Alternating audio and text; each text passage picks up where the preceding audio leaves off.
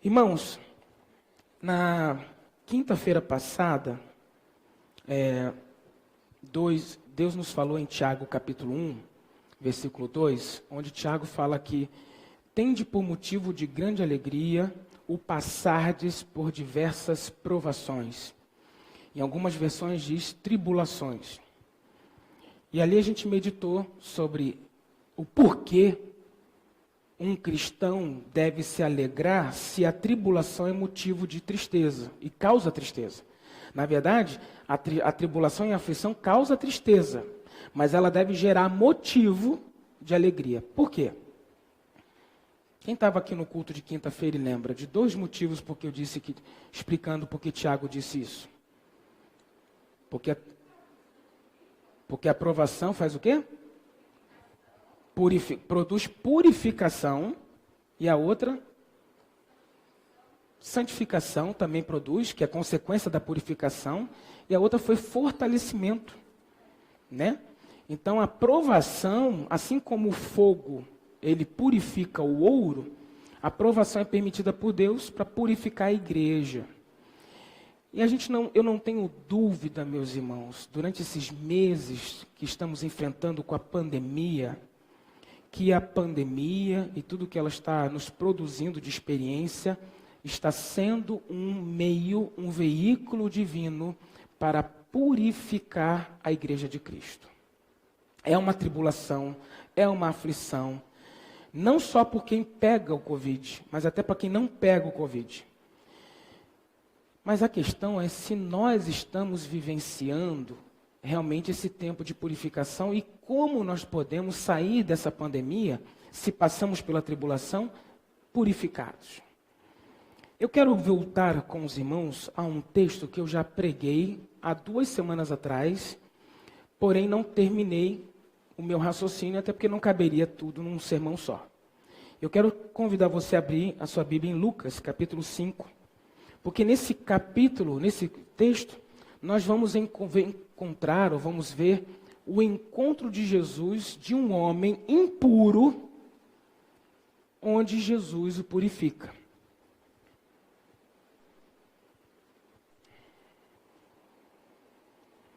Lucas capítulo 5, versículos de 12 a 16.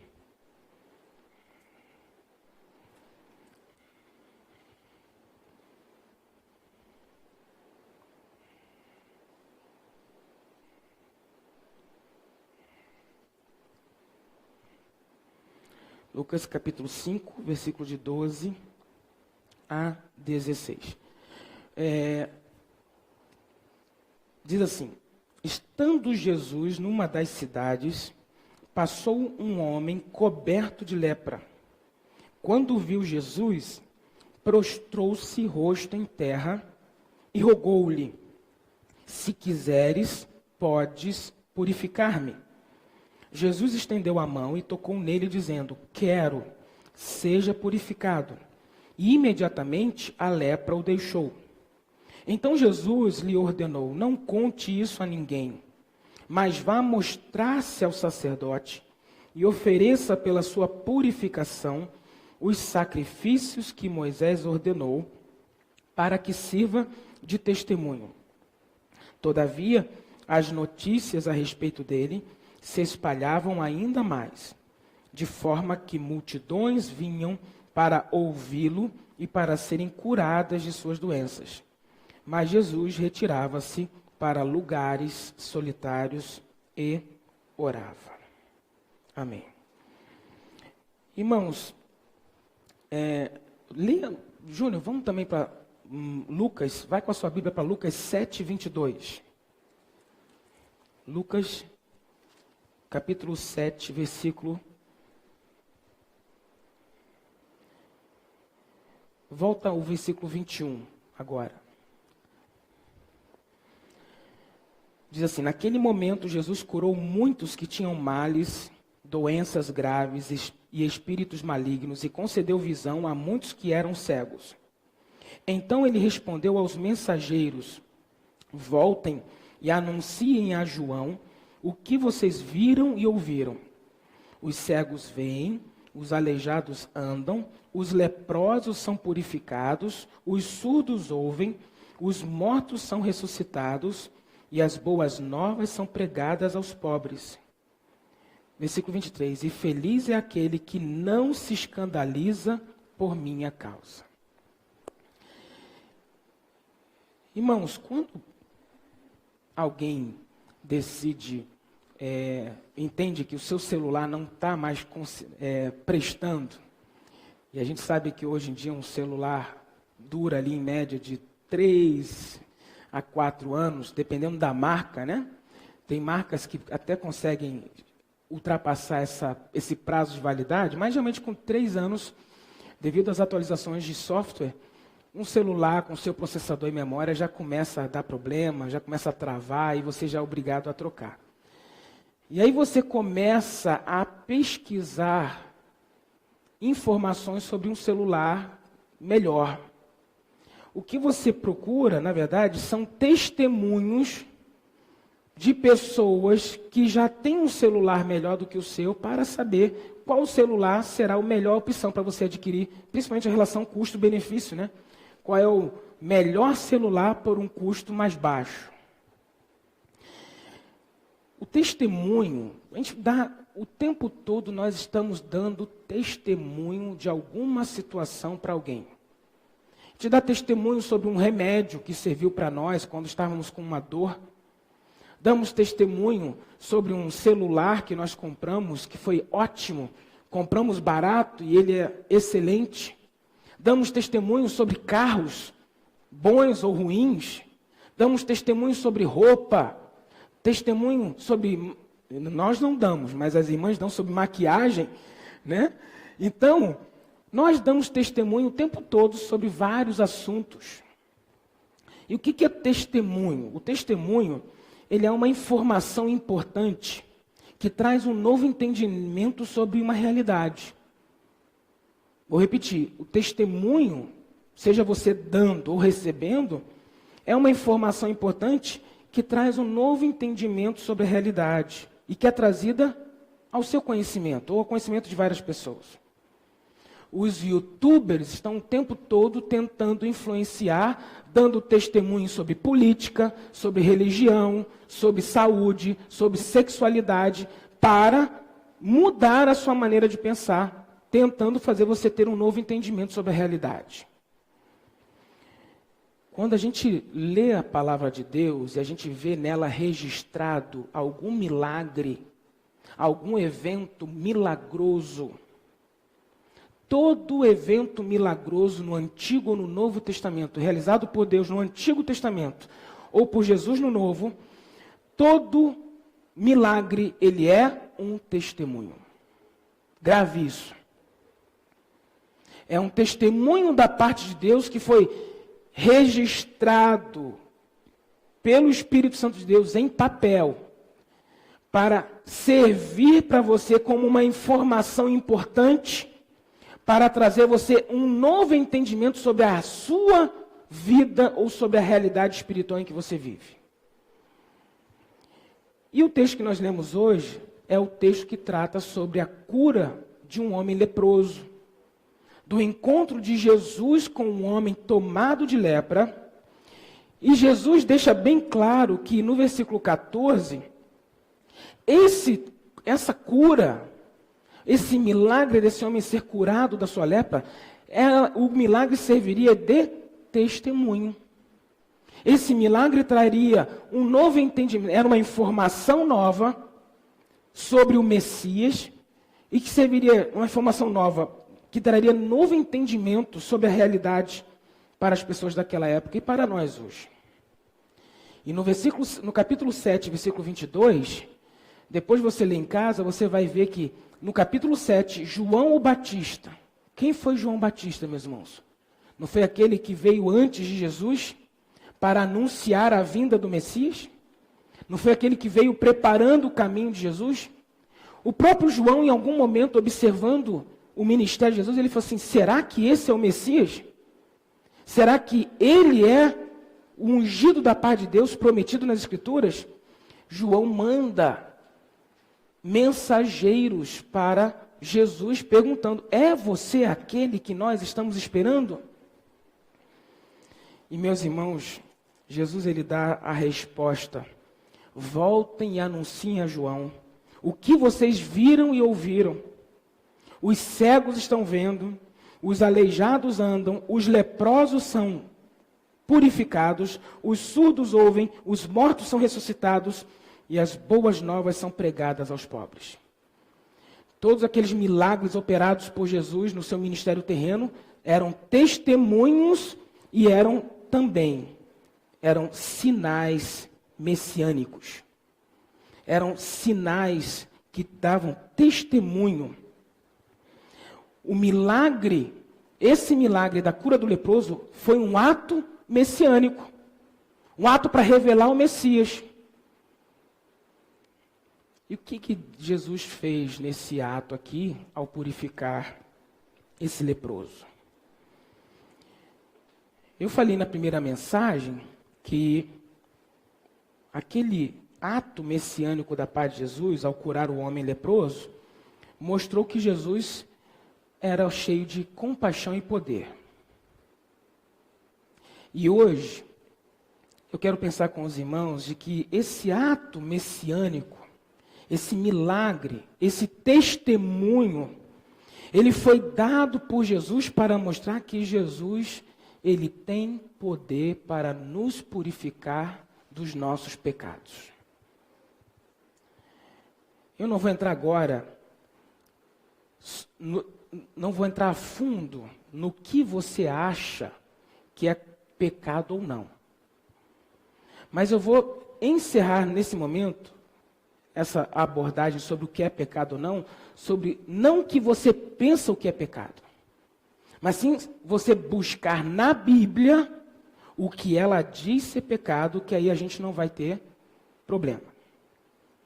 Infelizmente, vários círculos evangélicos já estão deturpando e relativizando o que é e o que não é pecado. Mas não vou entrar nesse mérito agora. Mas sim de que Jesus Cristo, ele tem poder para nos purificar de pecado. E aí você vai dizer assim, mas o texto está falando de um milagre em que Jesus Cristo, ele purificou um homem coberto da lepra. Meus irmãos, o milagre de purificar um homem coberto de lepra, como eu disse, foi um sinal, um testemunho, para provar que Jesus tinha poder para perdoar pecados. Mas podemos fazer um paralelo. Porque se naquela época a lepra ou uma pessoa leprosa era uma pessoa que não podia tocar em ninguém, não podia ser tocada por ninguém, devia viver fora do arraial, viver fora do acampamento, devia usar roupas rasgadas, cabelo, todo mexido. O leproso tinha que viver descabelado e ficar gritando o tempo todo, imundo, imundo. O leproso, com a sua lepra, ele caracterizava, a lepra não era que a pessoa leprosa estava vivendo, teve lepra por causa de pecado. Mas podemos comparar a maneira como a lepra contamina uma pessoa e como ela se alastra na sua vida com o pecado. Há uma diferença. Eu não estou dizendo que o leproso se tornou leproso porque ele era pecador ou tinha cometido pecado, mas a lepra, ela age na vida de uma pessoa da mesma maneira como o pecado age na nossa vida. Começa pequena, começa como uma mancha de pele, vai crescendo pela pele, vai tomando conta pelo corpo, não somente se espalha pela superfície, mas ela vai penetrando. E aí o encontro de Jesus com esse homem vai demonstrar que Jesus, ele teve poder para tornar aquele homem puro novamente, curado. Na lei de Moisés, lá em Levítico 13, depois você lê, toda pessoa que tocasse num leproso, acontecia o quê? Não estou falando de contaminação física. O que acontecia cerimonialmente? Uma pessoa que tocasse num leproso, ela se tornava cerimonialmente o quê? Impura. Ela não podia mais, por algum tempo, apresentar suas ofertas no templo. Ela deveria cumprir um prazo de quarentena. Na lei de Moisés, o impuro contamina o puro. Por isso todo mundo ficava de longe. Tocar num morto, tocar num homem tocar num cadáver, tocar numa pessoa com lepra. Mas olha a inversão que Jesus mostra aqui. Se para o homem o impuro contamina o puro, o Messias se aproxima desse homem e toca nele e mostra que ele é o Messias, porque o puro purifica o impuro. Se para a lei de Moisés o impuro contaminaria quem o tocasse, Jesus mostra: eu vim e só eu tenho poder para tocar na vida de uma pessoa impura pela lepra e ser purificada da sua lepra. E vale a mesma coisa para o pecado. Aquele leproso se aproximou de Jesus impuro. Ele não esperava ser tocado por Jesus, porque ele sabia da lei de Moisés. Mas Jesus, ele prova para aquele homem que ele veio para purificá-lo do seu pecado, mas ele também veio para purificá-lo da sua lepra. Meus irmãos, a gente não percebe. Tem casos que a gente percebe de imediato, depende do seu grau de relacionamento com Deus e também do seu grau de conhecimento da palavra de Deus. Quanto mais conhecimento e entendimento que você tem das Escrituras, com a ajuda do Espírito Santo, mais rápido você percebe quando você está trilhando um caminho errado. Você quer perceber que quanto mais você se distancia de Deus e na sua palavra, mais insensível você fica a perceber quando você está cometendo alguma falha. Mas, em geral, a gente não percebe de imediato quando a gente está falhando. O Espírito Santo vem logo falando com a gente. Mas de imediato a gente não consegue perceber. E aí é como uma lepra o pecado. A gente não percebe na hora, mas contamina a gente. Tem gente que passa um dia, percebe, opa, falhei, preciso. Tem momentos que é imediato. Claro, tem momentos em que a gente percebe na hora que errou. Mas, meus irmãos, assim como a lepra, se não for tratada, ela, além de contaminar o pecado, ele se espalha. Ele se espalha na nossa vida, primeiro contamina o nosso ser e depois começa a contaminar quem está à nossa volta. E, meus irmãos, um homem leproso naquela época, ele não podia estar nem no arraial e nem prestar culto a Deus no templo. Isso mostra, meus irmãos, que o pecado também é assim. E eu não poderia aqui dar exemplos de pecados, mas eu não quero nem correr esse risco. Porque senão a nossa cabeça viciada na religiosidade, a gente já começa a rotular que pecadores são aqueles que o pastor disse no púlpito. E aquilo que eu faço não é pecado. Às vezes a gente quer desenhar para os irmãos para facilitar o que é pecado. Mas o Espírito Santo de Deus, ele fala aos nossos corações, à nossa mente, à luz da Bíblia, ou à luz da convivência com outra pessoa da igreja, um irmão em Cristo, um discípulo, o que é pecado. Mas, assim como a lepra, o pecado, ele produz algumas coisas. Primeira, básica. Escola bíblica.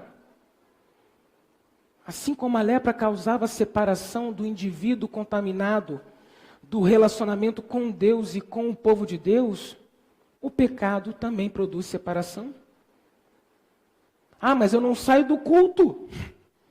Eu estou presente nos cultos, eu estou presente na igreja.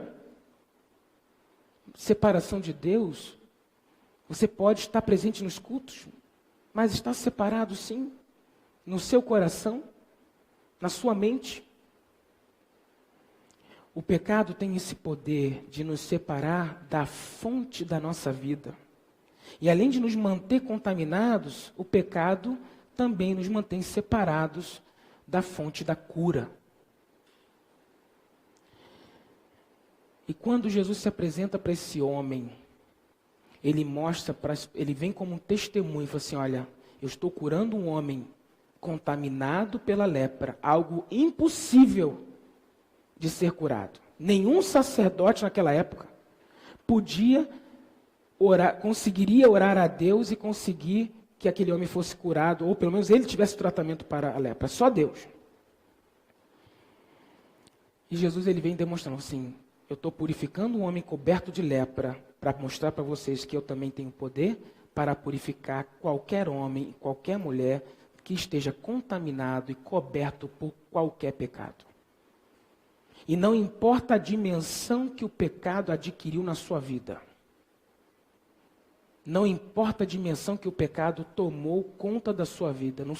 Não importa o quanto o pecado passou a governar sua mente, passou a governar seus sentimentos, passou a governar seus relacionamentos, passou a governar seu dinheiro, não importa.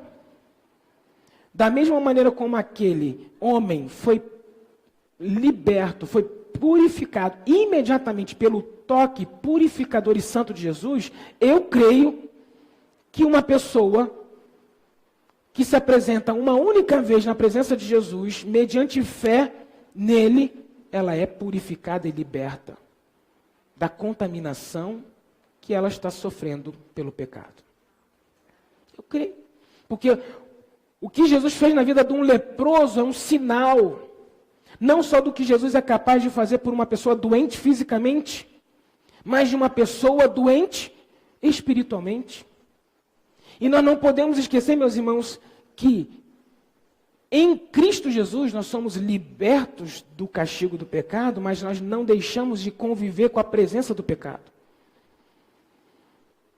E a gente precisa continuar contando com o poder purificador de Jesus na nossa vida, para a gente continuar sendo um testemunho na vida das outras pessoas, para mudar a realidade da vida delas. Assim como Jesus se manifesta como o Cristo, o Messias, o Salvador, da parte de Deus, que muda a nossa vida, aquilo que Cristo faz na minha vida, me mudando e transformando e me purificando, passa a ser também um sinal, um testemunho visível, para que outras pessoas vendo a minha vida também tenham a sua vida ou a sua realidade mudada. E quando nós vamos ao encontro de Jesus com os nossos pecados, da mesma maneira como aquele homem leproso foi ao encontro de Jesus com os seus pecados, é maravilhoso notar como a gente vai experimentar a mesma experiência que aquele homem teve. Jesus virá a nós com um toque de amor e compaixão e poder, e nos perdoará e nos purificará de todo pecado. Às vezes nós não conseguimos sentir que estamos pecando. Nós não conseguimos perceber com a nossa mente que estamos pecando. Nem concordamos, às vezes, que o que nós fazemos é pecado. Quando a gente decide levar a sério a palavra de Deus, que nos orienta como igreja a exortar-nos uns aos outros, a admoestar-nos uns aos outros, a ajudar um irmão que está em pecado a enxergar quando ele está falhando, se a gente decide levar isso a sério, se você decidir levar isso a sério, você vai descobrir quanta gente, não só fora da igreja, dentro da igreja, está fazendo coisa errada, e quando você expõe para ela algo, ela vai dizer assim, não concordo. Discordo, não é bem assim. Isso é o que você pensa. Mas aí a gente tem que ir com a Bíblia, né? Mas aí a sociedade conseguiu relativizar tanto a verdade que até muitos jovens e adultos passaram a relativizar também a palavra de Deus como uma verdade absoluta. Só que se você não concorda com o que a Bíblia diz que é certo ou errado, você vai, infelizmente, ter que concordar que você pode não concordar com o que a Bíblia diz que é pecado ou não. Mas um dos efeitos do pecado, mesmo você dizendo que não sente falta de Deus na sua vida, mesmo você dizendo que não sente nada em relação à falta do que Deus representa para a sua vida, você vai sentir uma coisa que o pecado produz, que é aflição. Isso você não tem como escapar. Você pode discordar que você não está frio, você pode discordar que você não está em pecado, você pode discordar de um monte de coisa. Mas o pecado produz aflição. Ponto. A aflição você entende o que significa. Vazio no coração você entende o que significa. Falta de sentido para a vida você entende o que significa. Preencher a sua vida com um monte de coisas que dão prazer e que não satisfazem, você entende o que é isso. A aflição a gente entende o que é, porque a gente sente. Quando lá no livro de Levítico, capítulo 13, se não me engano, versículos 44 e 45, diz que o leproso ele tinha que se vestir de roupas rasgadas, ele tinha que andar descabelado, ele tinha que usar uma máscara. Quanto aflito hoje, né? Usando máscara, né? Ele tinha que usar uma máscara. A ideia ali era realmente para representar a aflição daquela pessoa que estava destituída da presença de Deus e da presença do povo de Deus. Estava separada. Quando nós estamos escravizados por algum tipo de prática ou algum tipo de atitude pecaminosa e teimosa, você pode nem concordar se aquilo é pecado ou não, mas você vai experimentar uma coisa chamada aflição. Era o que o leproso sentia por estar ausente da presença de Deus, distante do culto a Deus e distante da comunidade do povo de Deus. E se você começar a sentir muita aflição, como nós cantamos aqui ainda há pouco, peça a Deus para sondar o seu coração. Porque pode haver pecado não confessado. Pode haver atitude pecaminosa não confessada. E aí, somente é na aflição que a gente se quebranta. É só com aflição que a gente se quebranta. Irmãos, eu discordo de um ditado popular. Tem um ditado popular que diz que quem não vem pelo amor, vem pela dor. Eu ouço muitos declarando isso, mas tudo bem, talvez na sua teologia, prática da vida, na sua vivência, aplique essa expressão, mas eu discordo. Por quê? Porque ninguém vem a Deus se não for pela dor. Todos nós precisamos passar por um momento profundo de aflição causada pela nossa separação de Deus, causada pelo pecado, para a gente acordar e despertar, falar assim, a minha aflição, ela é causada porque eu estou longe de Deus. A minha aflição é causada porque eu estou no pecado, eu estou no orgulho.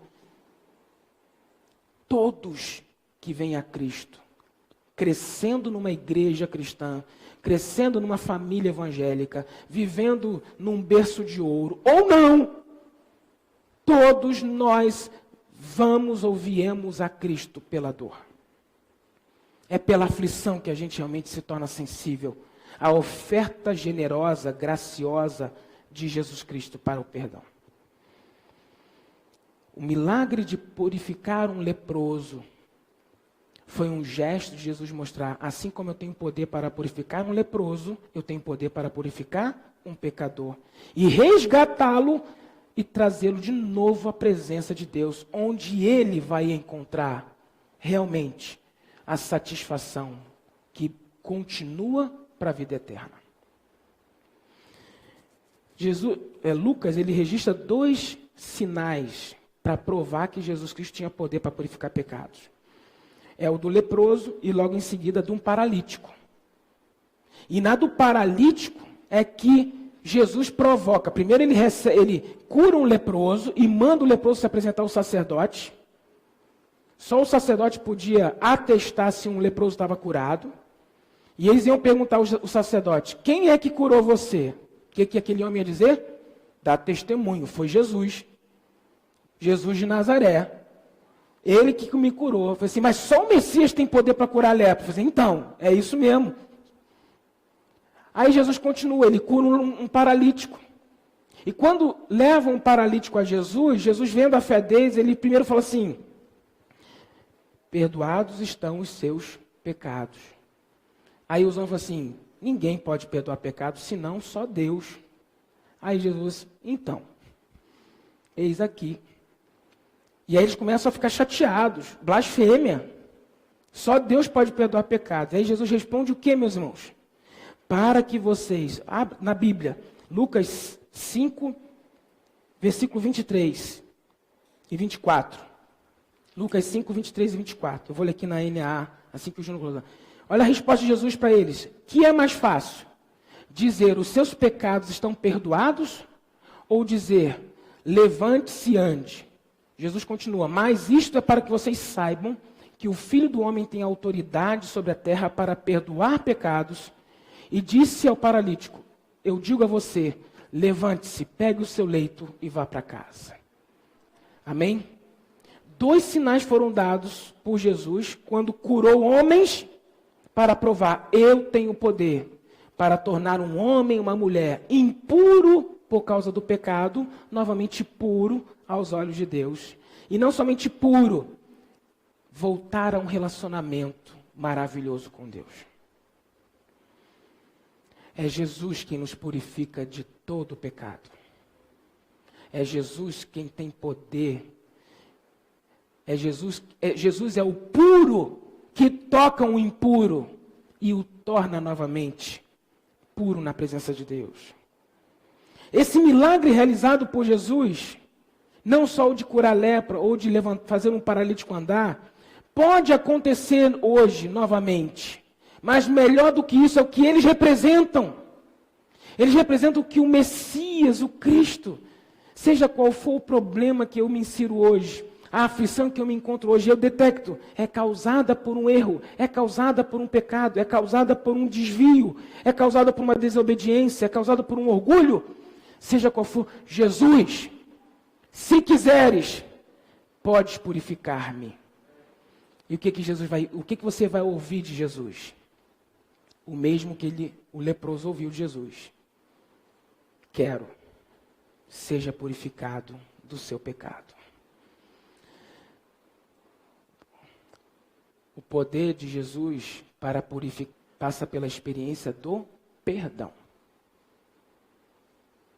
Jesus não vai derramar água ungida sobre sua cabeça, para você ser perdoado de pecados.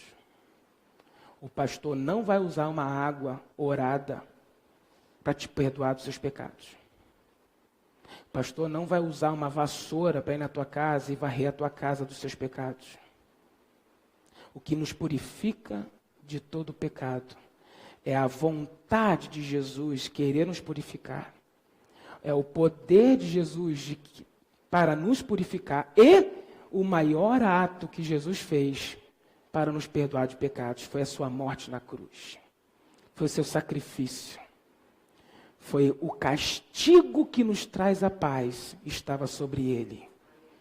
E é por isso que a gente tem certeza que mesmo pecando, mesmo falhando, nós podemos ir a Cristo impuros e sairmos da presença dele purificados. E por que tudo? Porque se essa pandemia está produzindo muita aflição, se essa pandemia está produzindo uma grande provação, é tempo do povo de Deus aproveitar esse tempo. E ir a Jesus como aquele leproso, falar assim, Senhor, em que eu estou impuro, que eu preciso ser purificado. Tende por motivo de grande alegria o passardes por diversas provações. A provação tem o objetivo de purificar a igreja. Mas quem é que pode purificar a igreja? É a pandemia? Quem pode purificar a igreja é aquele que criou a igreja sob o seu sacrifício. É Jesus.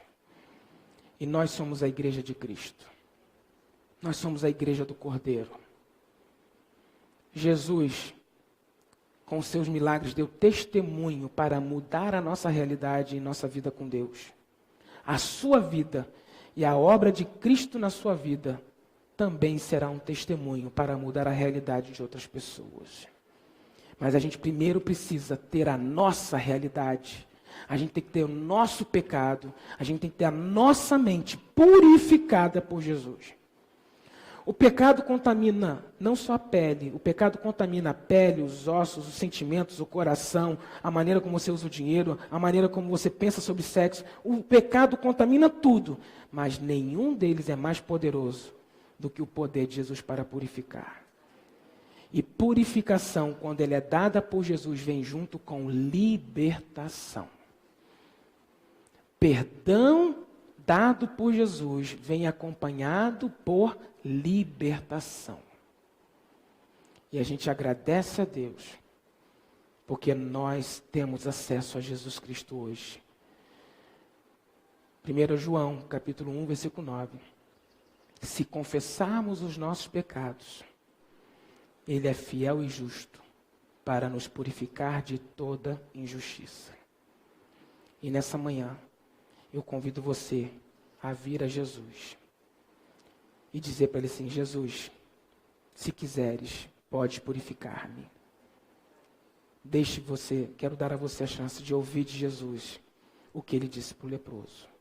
Abaixe sua cabeça, feche seus olhos. É tempo de purificação da noiva. É tempo de falar assim: Senhor, eu estou passando por aflições. Eu estou aflito, eu estou aflita. Eis-me aqui, Senhor. Eu já consigo identificar em minha vida algumas coisas que precisam ser consertadas e ajustadas, mas elas só serão consertadas por meio do perdão de Jesus. É no perdão que a mudança da sua vida começa a acontecer. Por isso pede a Jesus: Jesus, vem com teu toque de amor, me perdoa, me purifica e me liberta.